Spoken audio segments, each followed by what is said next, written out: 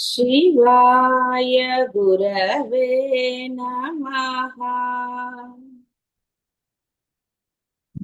शिवाय गुरवे नमः।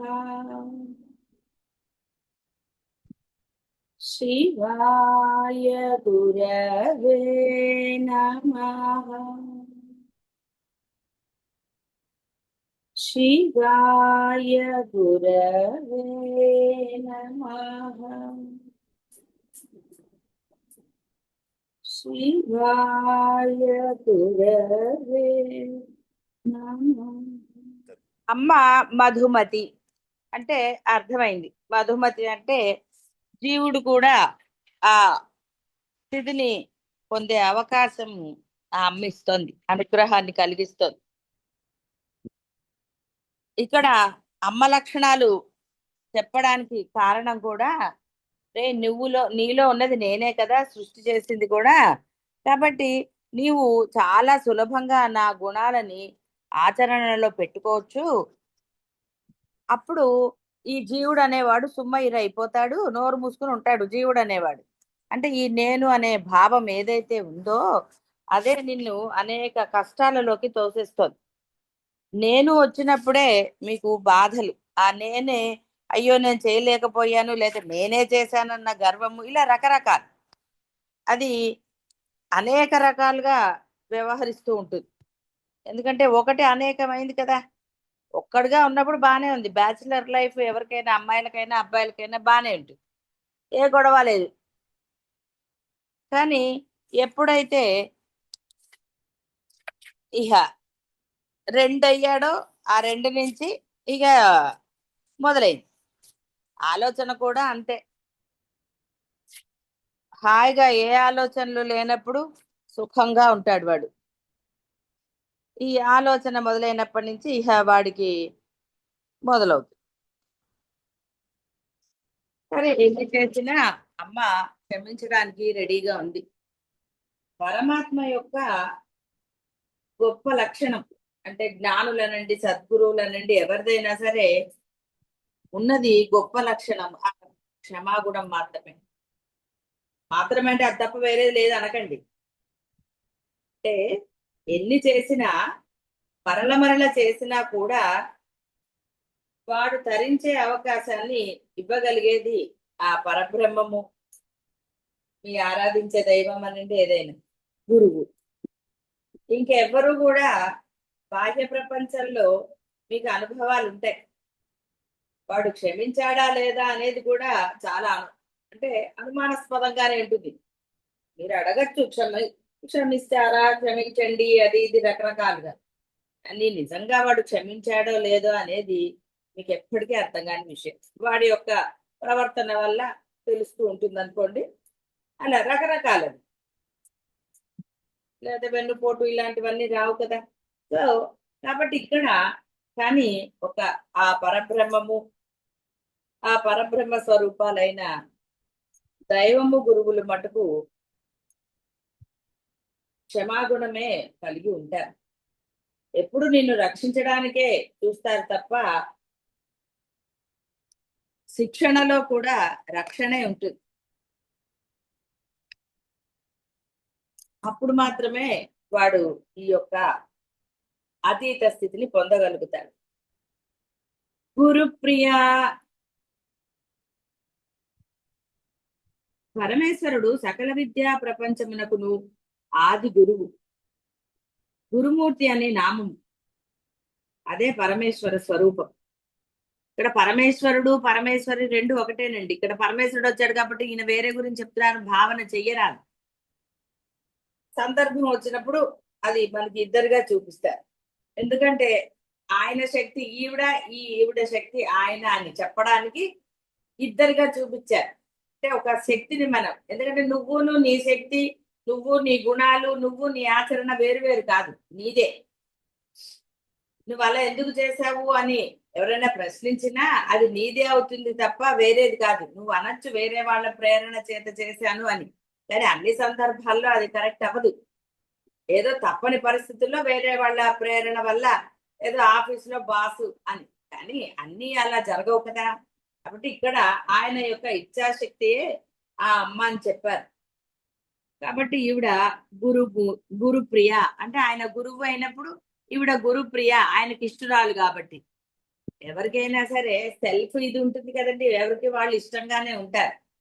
కాబట్టి ఇక్కడ గురు ప్రియ, బ్రహ్మ విద్య ఉపదేశకుడగు గురువు యొక్క మూర్తియే స్వరూపము ఈవిడిది. ఇందుచే బ్రహ్మ విద్యోపదేశకుడ గురువు కేవల సరస్వతి స్వరూపుడగుట రహస్య అర్థము. బ్రహ్మ విద్య ఉపదేశం చేసే పత్నిని పరమేశ్వరి స్వరూపమున భావిస్తారు కాబట్టి గురుప్రియ. పరమేశ్వరి భక్తజనులందు గురువగు మిక్కుటమగు ఆదరాభిమానములు కలదిగాన గురుప్రియ అని అంటున్నారు. గురుమండల రూపిణి వచ్చింది. అయితే దానికి దీనికి అభేదమే అర్థం. రహస్యార్థం ఇంకొకటి ఏమిటి అంటే, ఇప్పుడే మనం ఇందాక చెప్పుకున్నట్టుగా ఆ క్షమాగుణం. గురువుల యందు ఎవరైతే ప్రీతి కలిగి ఉంటారో వారి యందు భక్త ప్రియాలు వచ్చేసింది కదా. ఆ విధంగా గురువులను ఎవరైతే ఆరాధిస్తారో వారి యందు ఆవిడకి ఇష్టం. గురుస్వరూపం పరమేశ్వరుడు అన్నారు. అంటే అభేద స్థితిని ఇక్కడ మీరు గ్రహించాలి. ఎలా అయితే గురు పరంపర ఆ శంకరుల నుంచి మొదలైంది అంటారు. చెప్పాను కదా, ఇప్పుడు ఇక్కడ సంస్కృతంలో ఎప్పుడు కూడా మామూలుగా ఇచ్చేసినప్పుడు పుంలింగాన్ని తీసుకుంటారు. ఎందుకంటే స్త్రీలింగానికి వచ్చేసరికి దీర్ఘాలు వస్తాయి. అందువలన మామూలుగా విసర్గ పెడితే పుంలింగం అవుతుంది కాబట్టి అలా తీసుకుంటారు. కాబట్టి వాళ్ళకి అభేదం చూసుకోవాలి తప్ప, ఏమండి ఇక్కడ పరమేశ్వరుడు చెప్పాడు కాబట్టి పరమేశ్వరి కాదు అనడానికి లేదు. మనకి కొన్ని ఇప్పుడు గురుగీత ఏదో చదువుతున్నారు కదా, గురుగీత ఆ తర్వాత ఋగ్గీత ఇలాంటివి కొన్ని పరమేశ్వరుడు ఆ అమ్మకి చెప్పినట్టుగా ఉంది. ఇది కూడా లోకరీతిని అనుసరించే ఆ విధంగా చెప్పారు. ఎందుకంటే సహజంగా భర్త వయసులో పెద్దవాడు ఉంటాడు, భార్య అతని కన్నా చిన్నది. కాబట్టి ఇక్కడ పెద్దవాళ్లే ఒక మంచి చెప్తారు కాబట్టి అదొక రహస్యం అనండి, ఒక పద్ధతి ప్రకారం అనండి. ఆ తర్వాత అయితే ఇక్కడ భార్యాభర్తలు ఇప్పుడంటే ఇద్దరు ఉద్యోగాలు, ఇద్దరు చదువులు, ఇద్దరు సమానత్వం ఇప్పుడు. కానీ కొంత ముందుకు వెళ్ళినప్పుడు భర్త సంపాదన అంటే భర్తకి అధికారం, బాహ్య ప్రపంచం అంతా భర్త అధికారం, సంపాదించి తీసుకురావటం కానీ ఏదైనా సరే. ఈ గృహస్థ ధర్మాన్ని భార్య పాటించేది. ఎవరికి ఏం పెట్టాలి అసలు అంటే అన్ని ఇంటి వ్యవహారాలన్నీ ఆవిడ చూసుకునేది. కాబట్టి ఒక అధికారము భర్తకి ఇచ్చారు. ఎందుకంటే అతడు వయసులో పెద్ద, కాబట్టి అతని నుంచి వచ్చింది. అయితే ఇక్కడ మనకి త్రిపుర రహస్యంలో భార్యనే భర్తకి ఉపదేశం చేస్తుంది. అందుకని ఎక్కడా కూడా ఒకరిని తగ్గించటం కానీ ఒకరిని పెంచటం కానీ చెయ్యలేదు. అమ్మలో ఆ వినయం. ఇక్కడ మళ్ళీ మీరు గ్రహించవలసింది ఇద్దరు అభేదమే, ఒట్టిగా రెండుగా చూపించారు. ఎందుకంటే ఆది గురువు శంకరులని చెప్పారు, అక్కడ పరమేశ్వరుడు అన్నారు. పరమేశ్వరుడు అన్నప్పుడే పరమేశ్వరుడు పరమేశ్వరి అభిన్నం రా అని చెప్పారు. ఎందుకంటే పార్వతిని తక్కువగా అబ్బాయి అమ్మకేమీ లేదండి అని ఎక్కడైతే నీ బుద్ధి కిందకి జారిపోతూ ఉంటుందో నీవు పతనం అవుతావు. ఏది నిన్ను పతనం చేయదండి, నీ బుద్ధే నిన్ను పతనం చేస్తుంది, నీ వ్యవహారం నిన్ను పతనం చేస్తుంది. ఎప్పుడైతే నీ బుద్ధిలో ఈ భేదభావాలనండి లేక రకరకాలు ఏవైతే నెగిటివ్ అంటారు కదా, ఆ నెగిటివిటీ నీలో వచ్చిందో అదే నీ పతనానికి కారణం. వేరేవి ఏవి ఉండవు, కేవలం అదే అంటారు కదా, నీది నువ్వే చేసుకుంటున్నావని. కాబట్టి ఇక్కడ నీ పతనానికి నువ్వే కారణం, ఎవ్వరూ కారణం కాదు. చెడు వినమని ఎవరన్నా చెప్పారా? నువ్వే విన్నావు. అంత మంచి చెడులు తెలియనివాడా? తెలుసు, కానీ ఏమైంది, అది ఇష్టమవుతుంది. ఆ చెడు ఇష్టమయ్యి అడ్డుపోతాడు, పతనం చెందుతాడు. అంటే తనకంటూ కొన్ని అభిప్రాయాలు, ఇవన్నీ కూడా కేవలం ఈ నేను అనే అహంకారం, దోషాలను ఒప్పుకోకపోవటం అనే పెద్ద అహంకారం. ఎంత హాయ్ అండి ఓ తప్పు చేసినప్పుడు క్షమించండి అని ఒక మాట అంటే ఇంత మనసు ప్రశాంతం. దానివల్ల ఏమన్నా తగ్గిపోతామా? ఇంకా ఉన్నత స్థితికి వెళ్తారు. ఎంతో బ్రహ్మాండంగా ఉంటుంది. అవతలి వాడి సంగతి వదిలేయండి, ముందు మీరు హాయిగా ఉంటారు. ఆ నీలో ఉన్న ఆ పరబ్రహ్మము నిన్ను ఉన్నత స్థితికే తీసుకెళ్తారు. చెప్పుకున్నా కదా, ఎప్పుడైతే నీవు నేను లేకుండా ఉంటావో ఆవిడ చైతన్యంగా ఉంటుంది. అంటే నీ వ్యవహారాలన్నీ ఆవిడ చేస్తుంది, పరమేశ్వరుడు చేస్తాడు. కాకుండా నేను అన్న వ్యవహారం అంటే ఈ దోషాలు చేసుకుంటూ దోషాలను ఒప్పుకోకుండా ఇక బాహ్య ప్రపంచం గురించి చెప్పక్కర్లే, గురు నిందలు ఇంకోటి ఇంకోటి చెప్పా కదా. ఇక్కడ ఎలా ఉంటుందంటే ఈ కలికాలం అనండి, ఏ కాలం అన్నా అన్ని అనవసరం. కాలం గురించి ఎందుకంటే కాలస్వరూపమే అమ్మ. కాబట్టి ఇక్కడ కాలాన్ని నిందించి ప్రయోజనం లేదు.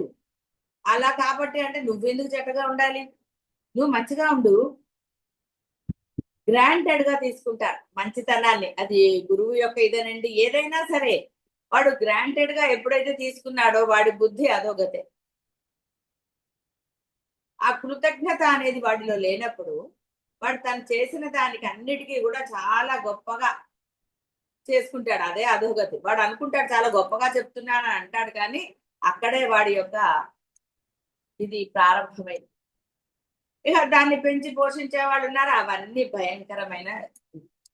కాబట్టి ఎప్పుడైతే ఆ గురువుని నువ్వు ఆరాధిస్తావో, గురువు పట్ల ఆ అచంచలమైన ఆ దృఢ విశ్వాసం నువ్వు కలిగి ఉంటావో. ఎందుకంటే గురు పరంపర గురించి చాలా విన్నాం, చాలా ఉంది. గురు పరంపర అంటే అది ధైర్యంగా అనగలుగుతారా? గురు నింద చేస్తూ ఈ శ్లోకం చెప్పే ధైర్యం ఉంటుందండి? అస్మదాచార్య పర్యంత వందే గురు పరంపర. అందుకే గురుమండల రూపిణి. నీ గురువుకి నమస్కరిస్తే నువ్వు వీళ్ళందరికీ నమస్కరించు. పోనీ ఇంతమంది వేరేగా ఉన్నారంటే లేదా, అందరూ ఒకటే. అందుకే ఆ ఒక్కటిగా నీకు కనపడే గురువు, ఆ గురువులోనే ఇన్ని ఉన్నాయి. కాబట్టి నీవు తొందరగా ఉన్నతిని పొందగలుగుతావు. రహస్యాలు అవే ఉంటాయి, కానీ నీ బుద్ధి ఎప్పుడైతే పరిమితికి లోబడి నువ్వు గ్రాంటెడ్ గా తీసుకుంటావో, అంటే నీ అవసరాలకి తగ్గట్టుగా, అప్పుడు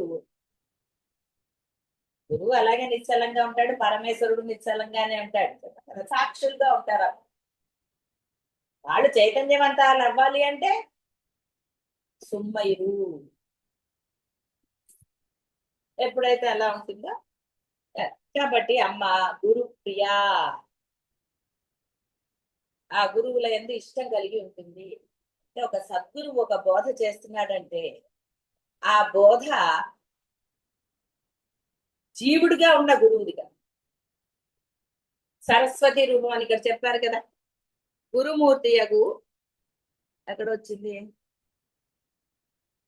గురువు యొక్క మూర్తియే స్వరూపంగా కలది. బ్రహ్మ విద్యా ఉపదేశకుడకు గురువు సరస్వతి స్వరూపం. సరస్వతి అంటే అర్థం ఏంటి? మళ్ళీ ఏదో రూపం అనే కాదు, జ్ఞాన రూపం. జ్ఞానము ఇప్పుడుంది తర్వాత లేదు అనడానికి కాదు, అది అలా ఎప్పుడూ ఉంటుంది. ఆ జ్ఞానం ప్రవహిస్తూనే ఉంటుంది. ఆ జ్ఞానం అనే సముద్రం అనండి, ఇంకోటి అనండి, అందులో మునకలేసిన వాడు జ్ఞాన స్వరూపం అవుతాడు. పెద్ద వేరే రహస్యాలు ఏమీ లేవు ఇక్కడ. కాబట్టి అమ్మ గురు ప్రియా. గురు నింద చేస్తూ లేదా వేరే గురువులని ఇంకొక వాళ్ళని గురు నింద చేస్తూ, సద్గురువులని నింద చేస్తూ నువ్వు ఏ పూజలు చేసినా ఏమీ ప్రయోజనం లేదు. కాబట్టి భక్తజనులందు గురువగు. గురువు అంటే ఎవరండి? ఉకారము రకారము ఇవన్నీ తెలిసిందే మీకు, మళ్ళీ నేను విడిగా ఇప్పుడు చెప్పక్కర్లేదు.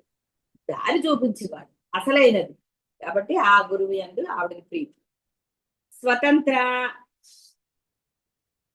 తనకన్నా అధికులు గాని తనను ఆజ్ఞాపించువారు గాని లేనిదగుట పరమేశ్వరి స్వతంత్ర. చూసారా మరి? పరమేశ్వరుడు ఈవిడికి చెప్పారు అంటే అస్వతంత్ర అన్నవారు కదా. ఒకరి దగ్గర వింటున్నామంటే అలా వాళ్ళిద్దరికి అభేదం. కాబట్టి ఆవిడని ఆజ్ఞాపించే వాళ్ళు ఎవరు లేరు. కానీ ఆవిడ చూడండి, ఆ వినయంగా ఆ పరమేశ్వరుని అడిగినట్టుగా, స్వామి నాకు ఇది బోధ చేయవా ఏమిటి అని అడిగినట్టుగా ఉంటుంది. ఇద్దరూ సమానమే అయినా సరే ఆవిడలో గాని ఆయనలో గాని అహంకారం ఏ లేస మాత్రంగా. అంటే ఈ జీవుడికి ఉండే ఈ నేను మామూలుగా కూడా బాహ్య ప్రపంచంలో నేను భర్తని, నేను కదా సంపాదిస్తున్నాను, నా వల్లేను, ఇలాంటి అనేక అభిప్రాయాలు ఉంటాయి. అలాగే భార్యకు కూడా ఉంటాయి. కేవలం భర్తకే ఉన్నాయని అనటం లేదు. భార్యలకు కూడా ఉండవచ్చు అహంకారాలు. కానీ ఈ అహంకారం మిమ్మల్ని సంతోషంగా ఉండనిస్తుందా? ఏమీ ఉండనివ్వదు. వాళ్ళ ఆధిక్యతను చూపించుకోవడానికే నానా తంటాలు పడుతుంటారు. ఎక్కడైతే నేను వస్తుందో అది ఏ బంధం పట్ల అయినా సరే, ఇక్కడ పరమేశ్వరుడు పరమేశ్వరి కాబట్టి భార్యాభర్తలు అన్నావు కాదు, ఏ బంధం అయినా సరే ఎప్పుడైతే ఈ నేను అహంకారం ఉంటుందో వాడికి, ఇక వాడు అసలు సంతోషంగా ఉండనివ్వడు అనేది తర్వాత సమయం. ఎంతసేపు తన ఆధిక్యతను నిరూపించుకోవడానికే ప్రయత్నిస్తారు. ఆధిక్యత చూపించుకోవడంలో ఆనందం లభించదు కాక లభించదు. ఎందుకంటే వాడి బుర్ర పతనానికి మొదలైంది.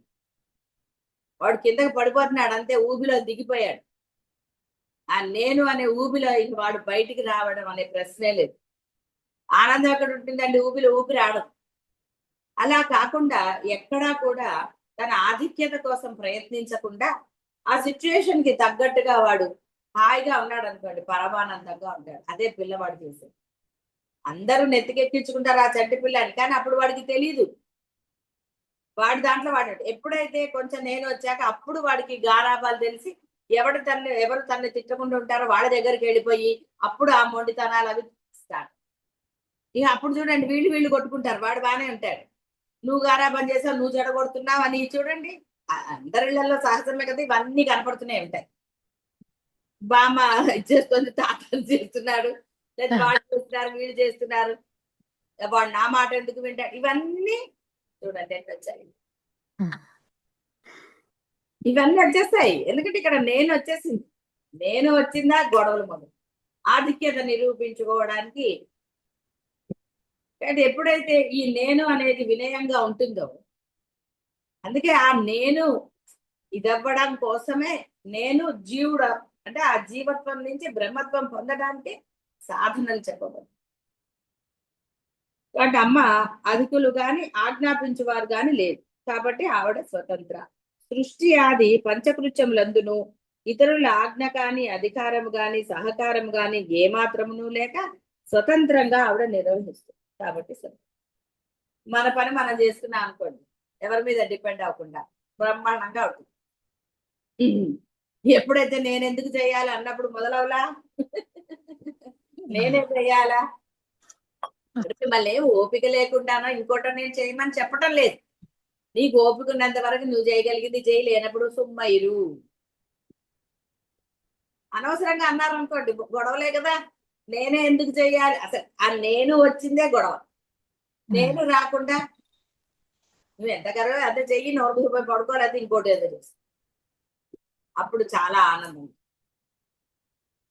సమస్త తంత్రములందును సరే తంత్ర స్వరూపం కూడా ఆవిడే. ప్రపంచం అందరూను తల్లిదండ్రుల మీదనో సోదరుల మీదనో సంతానం మీదనో ఎవరో ఒకరి మీద ఏదో విధముగా ఇతరుల మీద ఆధారపడవలసి ఉన్నాం. ప్రపంచం నందలి 84 లక్షల జీవజాతులందును పార్థివ జీవుల కన్నా తేజోమయ జీవులు, వాయు, సరే అనేక రకాలైన జీవులు ఉన్నాయి కదా, మనకి రకరకాలు ఉన్నాయి. పక్షులు, ఎగిరేవి, కింద నడిచేవి, పాకేవి, ఇలా ఎన్నో జంతువులు ఉన్నాయి. ఒకరికన్నా ఒకరు తక్కువ ఆధారమే కలవారైనను పంచభూతములందు ఏదో ఒకదాని అందైనను ఆధారపడి ఉన్నారు. పరమేశ్వరి దేని అందును ఆధారపడక అన్నిటికీ తానే ఆధారంగా ఉన్నది. కాబట్టి అంటే ఆవిడే సృష్టించింది ఇవన్నీ, కానీ జీవుడుగా కేవలం జీవుడే కాకుండా అన్నారు అన్ని. ఎన్ని సూక్ష్మాతి సూక్ష్మ క్రిములు ఉన్నాయి, రకరకాల జీవరాశులు మనకి ఎన్నో, అవన్నీ కూడా వేరే వాటి మీద ఆధారపడే ఉన్నాయి. ఈ జీవుడు కూడా బంధముల మీద ఆధారపడి ఉన్నాడు. అంటే ఇక్కడ నేనుతో కాకుండా ఉన్నవాడే ఏ బంధాల మీద ఉన్నా సరే వాడు ఆనందంగా ఉండగలుగుతాడు. అంతే తప్ప నేను అభిప్రాయం ఎప్పుడైతే వచ్చిందో ఇక గందరగోళం. అటు చెప్పక్కర్లేదు కదండి, అందరికి అన్ని బంధాలు ఉన్నాయి, ఎవరు ఏ బంధంగా నేనుతో వ్యవహరిస్తున్నారో తెలిసిందే. కాబట్టి ఈ జీవుడు ఇలా చేసిన అంటే ఆధారపడుతూ వాడు నానా గదరగోళం సృష్టించుకున్నా ఇక్కడ ఈ గోళాలండి. జంతువులకి ఏమన్నా గోళాలు ఉన్నాయండి? నేను అంటుంది అది పాపం. వాటి హాయిగా ఉంటాయండి. కానీ ఈ జీవుడికే బుర్రున్న జీవుడే గొడవ. బుర్ర లేనివి బానే ఉన్నాయి. ఏదో అప్పుడప్పుడు అవి సరదాగా దెబ్బలాడుకుంటే ఏదో చేస్తే వాటితో ఎందుకంటే పోల్చుకోవటం. ఉన్నతమైన దేవతలతో పోల్చుకో. నీ గుణాలని ఉన్నతమైన వాళ్ళతో పోల్చుకో. పిల్లల్ని ఎవరితో పోలిస్తారంటే చూడు, వాడు నీకన్నా బాగా చదువుకున్నాడు, వాడు ఎవరితో దెబ్బలాడాడు, వాడు ఇంత బాగుంటాడు, వాడు ఎంత బాగా పాడుతున్నాడు, ఇలా ఎన్నో రకాల ఉన్నతమైన వాళ్ళతో పోలుస్తారు. కానీ ఎవరైనా కింద వాటితో పోలుస్తారండి? మరి నువ్వు ఎందుకు వేరే వాళ్ళతో కింద వాళ్ళతో పోల్చుకుంటున్నావు? చక్కగా ఉన్నతమైన నేను ఆ దైవ గుణాలను కలిగి ఉంటాను, అవతల వాడితో నాకేమిటి అన్న దృఢత్వం నీలో వస్తే ఇంకేం కావాలి? ఏమి అంటారు? సర్వతంత్రేషి సర్వతంత్రేషి తంత్రః యోగస్య ఇది కర్తవ్యత తస్య ఈశ ప్రభుః ఇది అర్థోవా.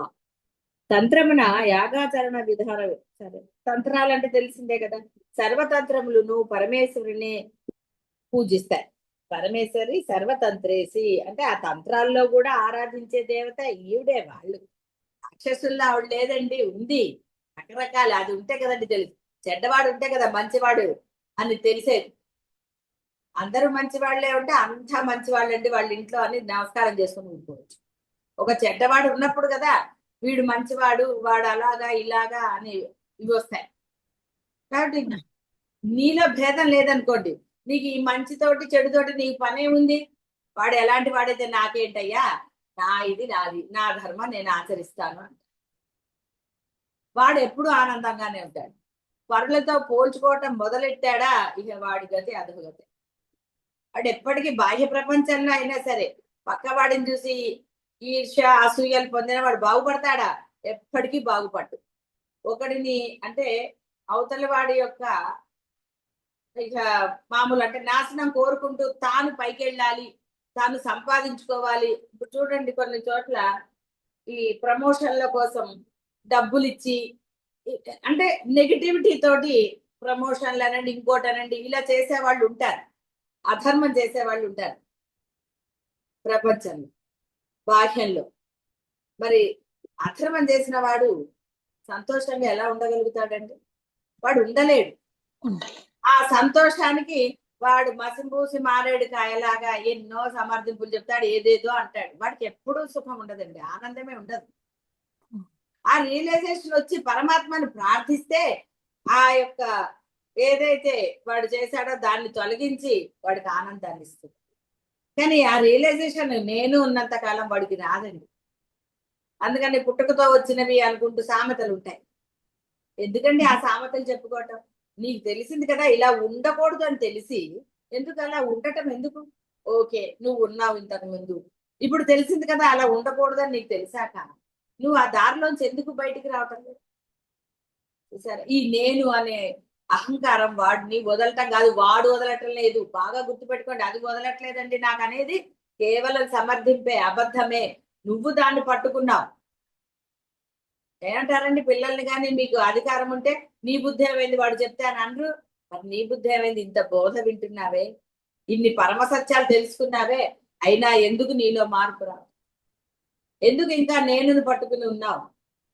నేను నేను నేను నేను ఇక నేను ఉందంటే నాది నాది అనేకం వచ్చాయి. కానీ అన్నిటి గురించి ఎందుకంటే ప్రతిసారి నోరు నొవ్వంగా హరిని కీర్తించాలి కానీ నోరు నొప్పేటట్టు ఇవన్నీ ఎందుకంటే తెలిసినవి. కాబట్టి ఒక్క నేను నశిస్తే ఆ పరమానందం లభించింది. కాబట్టి ఇక్కడ అన్ని తంత్రాలు ఆవిడే అయినా తంత్రములు బహుళములు. సరే, దక్షిణాచారి ఇవన్నీ మనకు అక్కర్లేదు కాబట్టి చతుషష్ఠి తంత్రాలు అన్ని కూడా ఉన్నాయి. తంత్రం అంటేనే ఈ వశీకరణము, ఆకర్షణ ఇలాంటివన్నీ ఉంటాయి.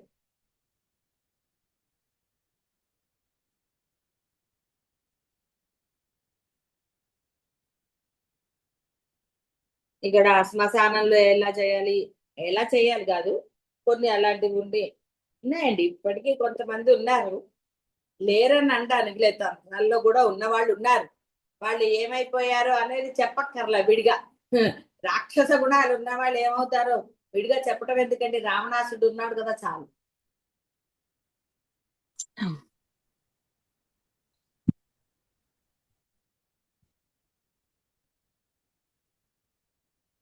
కాబట్టి ఇవన్నీ కూడా ఈ సాధనాలు తంత్రంలో కుమార్గ సాధనములు. కు అంటే చెడండి, కుమార్గము అంటే అది.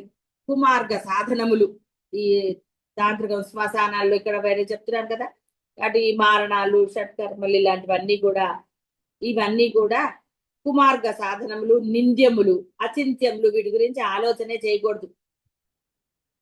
ఇవన్నీ కూడా ప్రపంచ జనుల తత్వములను పరీక్షించుటకు ఏర్పడ్డాయి.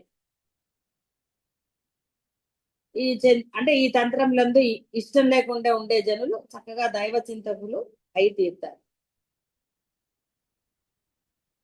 శృతి స్మృతి విరుద్ధములకు కాపాల భైరవ కొన్ని మొదలగు ఏ విధానములు కలవో అవన్నీ అవిద్యాగ్రస్తుల వ్యామోహము కొరకే నాచే సృజించబడినవి అని చెప్పినారు. వీని వలన వ్యామోహమును పొందిన వారు ప్రపంచమును వ్యామోహింపజేయుచుంది. అంటే ఆ వశీకరణం బాహ్య ప్రపంచంలో చూడండి, లక్షలు వేలు అలా వెళ్ళిపోతూ ఉంటారు.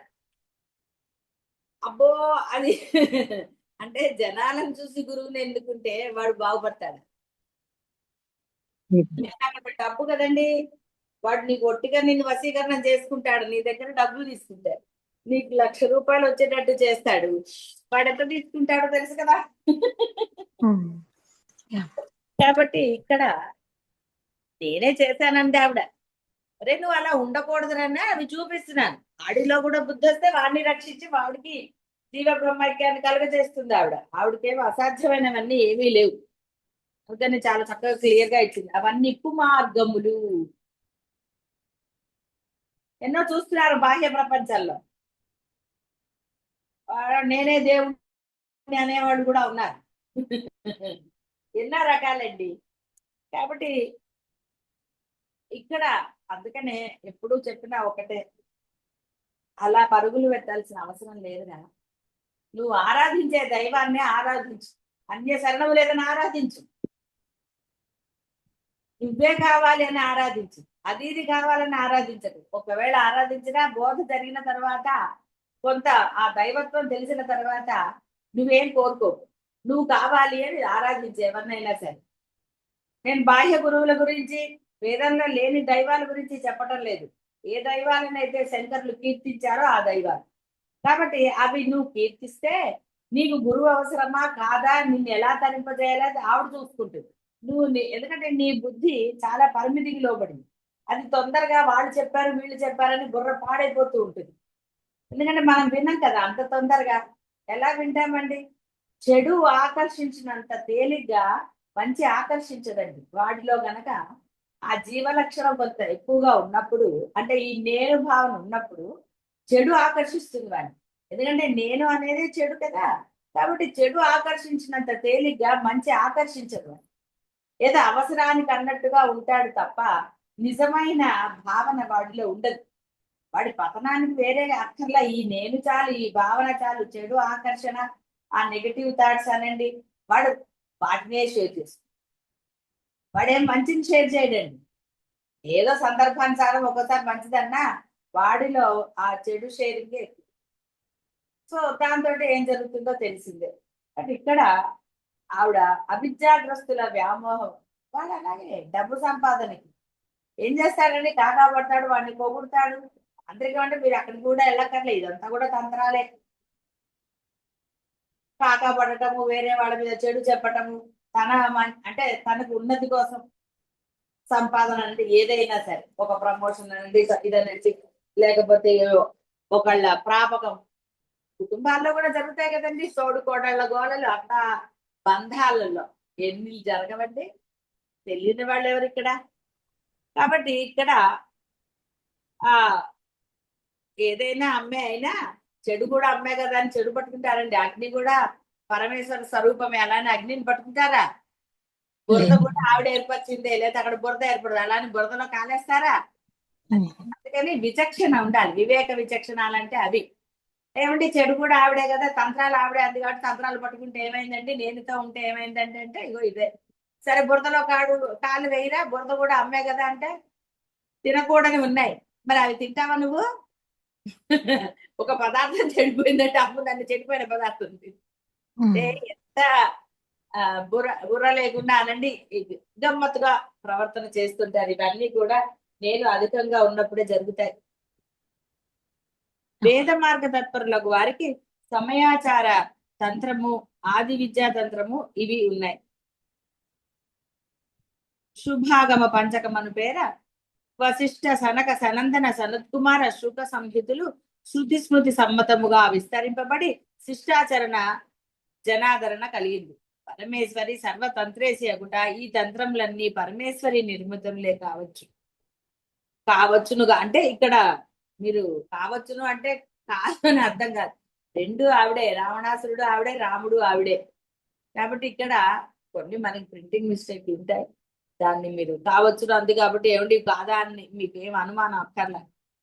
ఇవన్నీ ఇందాక చెప్పారు కదా, వారికి పరీక్షించడానికి మానవ విజ్ఞాన పరీక్షకు ఏర్పడినవిగా భావించి విజ్ఞానవంతులు శృతి స్మృతి సమ్మత సదాచార మార్గంలో పరమేశ్వరుని ఉపాసించుటే ఐహికమునకు పారమార్థం విజ్ఞాన సూచకమును ఆముష్టికమునకు అంటే ఇహము పరము శుభఫల హేతువు అవును. రెండు ఇహము పరం అని ముందట చెప్పుకున్నాం కదా. కాబట్టి ఇక్కడ నీకు శుభాలను కలగజేస్తుంది, అక్కడ అంటే ఒకవేళ ఇప్పుడు మీరు ప్రయత్నించేది బ్రహ్మత్వం కోసమైతే ఇక అసలు జననమే లేదు. ఒకవేళ మీరు పొందలేకపోతే మరి పైకి వెళ్ళి స్వర్గము అనుకుంటారు కదా, ఆ స్వర్గాలు అనండి ఇంకోటి అనండి మీ కర్మలు అనండి మళ్ళీ మీకు ఉత్తమ జన్మ రావడానికి ఇవన్నీ హేతువులు అవుతాయి. కాబట్టి ఆ ముష్టికమునకు శుభఫల హేతువు అవుతాయి. పరమేశ్వరి సర్వతంత్రములు ప్రతిపాదిస్తుంది కాబట్టి సర్వతంత్రేషి. కాబట్టి అది కూడా ఆవిడే. ఇప్పుడు మన దగ్గర రెండు ఉన్నాయండి, ఒక ఆప్షన్ అనుకుందాం. రెండున్నప్పుడు వివేకవంతుడు ఏది బెస్టో దాన్ని చూస్ చేసుకుంటాడు, అది ఏదైనా సరే.